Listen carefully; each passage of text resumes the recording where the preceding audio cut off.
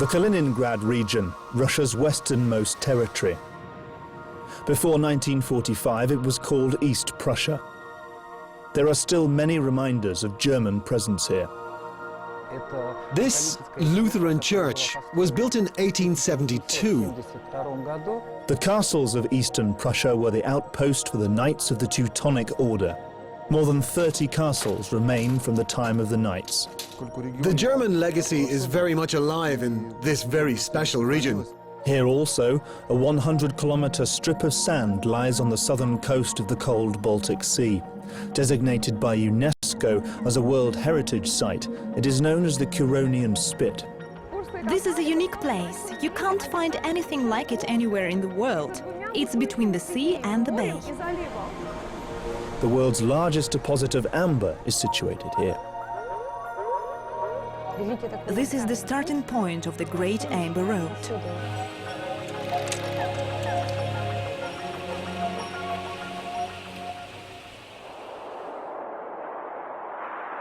Ornithologist Mikhail Markovets gets up early in the morning in October. He wants to check on the large traps he sets.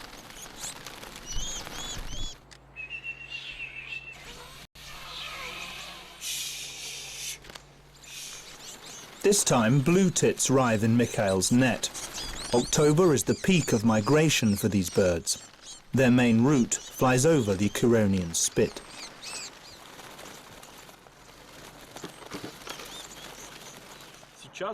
This is a time for their mass migration. These so-called short-range migrants from the Baltic region, Scandinavia and Russia are heading for Europe to spend the winter there. Ornithologists waste no time tagging the birds and recording them in a special database before setting them free. Tagging doesn't take long. We only tag young males and females before letting them go. We record two main things about the birds. One is their physical state and size. The second is how many we have caught. Yohei Wasilov is studying to become an ornithologist. He has come from Israel for a fortnight to the Curonian Spit.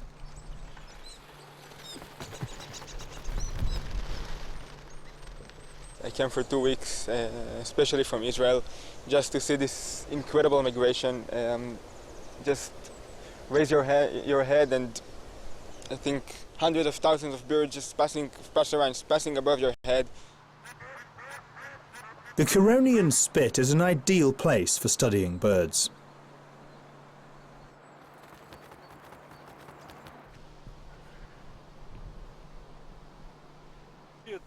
This is one of the most popular places for ornithologists.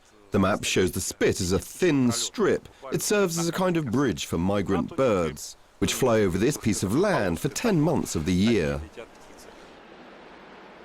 For the past 20 years, Mikhail Markovets has spent each summer and early autumn here.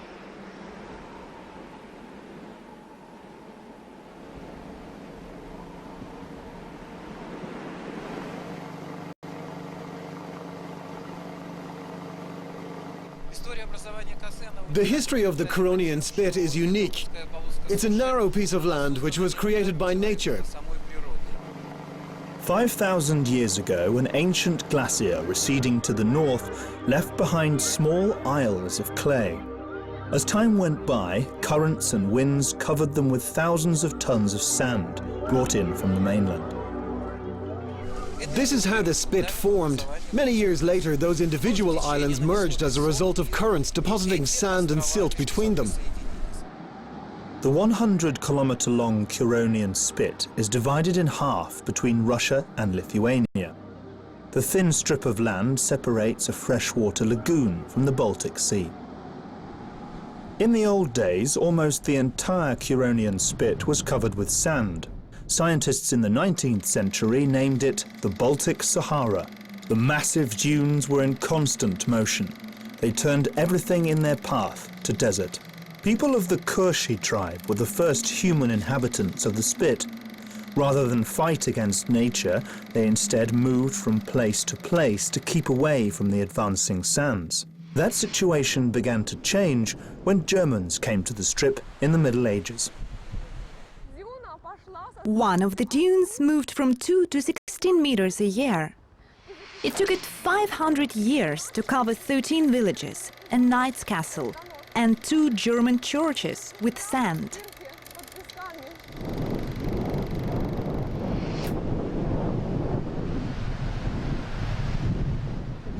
In one of the churches, wedding ceremonies were held, with grooms and brides standing ankle-deep in it.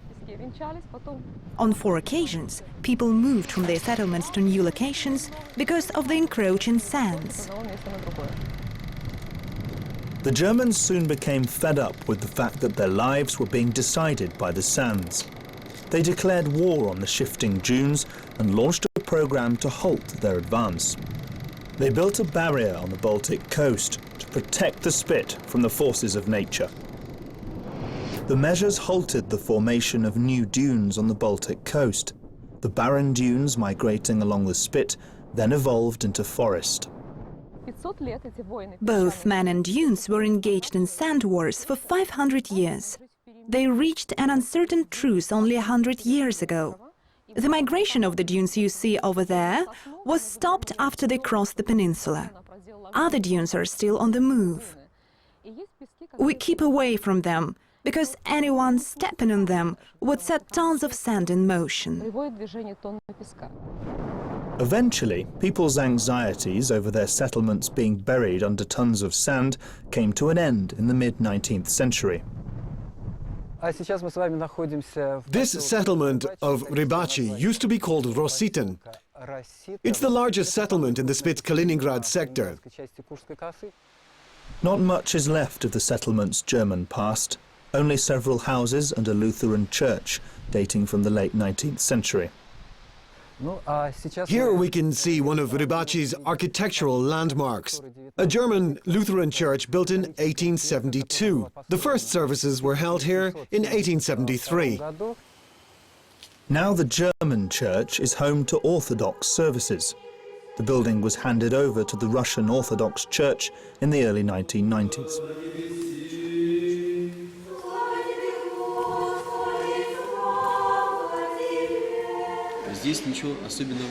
People living in the Kaliningrad region, including myself, find nothing extraordinary about Orthodox services being held in German churches. The only problem is that we have to hold services in buildings that conflict with our worldviews. Former inhabitants of the Curonian Spit were children when they left it a long time ago. Some of them come here to visit their native soil and see their homes that have survived since before World War II. Hans Demerau lives in Berlin. This is his 3rd visit to the Curonian Spit. Hans has no interest in the coastline or migrating dunes. When he comes here, he takes pictures of places he saw when he was a child. I was born in this region.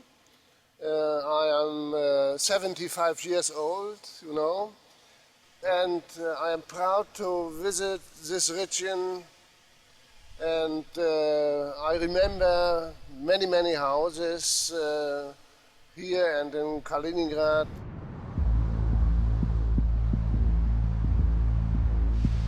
The Stein Fort is another survivor of the German legacy in the Kaliningrad region. The fortress itself was part of the fortifications built around Königsberg, the capital of East Prussia in the late 19th century. Nowadays, Königsberg is known as Kaliningrad. When the Red Army launched an assault on the city in the spring of 1945, the fort miraculously escaped harm. To date, the building still has no central heating, and electricity is a luxury here. Stanislav carries a kerosene lamp as he walks through the long, echoing corridors, much like its German residents did in the old days. After all these years, I can't tell you exactly how we set about it. To begin with, we made sure the place was kept warm and we had a supply of water. Collecting all the garbage took us several years.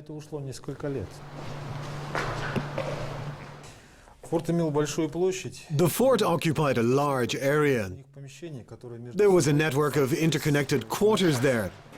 These spiral stairwells were used by the garrison to get to their positions without delay and set up a defense. Stanislav and his wife are the only inhabitants of the old fort. They are as much a point of interest as the stronghold itself. The two decided to make their home in the abandoned German bastion 20 years ago. There's one funny story about that door. It became rusty, and it was very drafty here.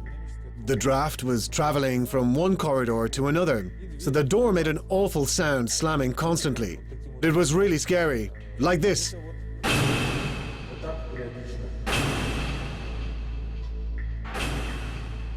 Now, Stein Fort and its inhabitants are a tourist attraction, and Stanislav takes them on guided tours. Most of their questions don't concern the fort.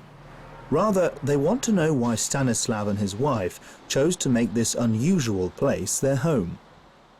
I wanted to do something to help protect a place worth preserving. This fort simply was the first to catch my eye. I think I might be called its keeper. My wife and I will watch this place as long as we are strong enough to do what we can to help it. The Laurashonis still have a long way to go before their plan comes to fruition. A host of underground casements need renovating, power supplies need to be installed, and the moat needs cleaning up. The job is going to take another 20 years. Stanislav has no doubt that if he can't complete the job, his children will. After all, the fort is their birthplace.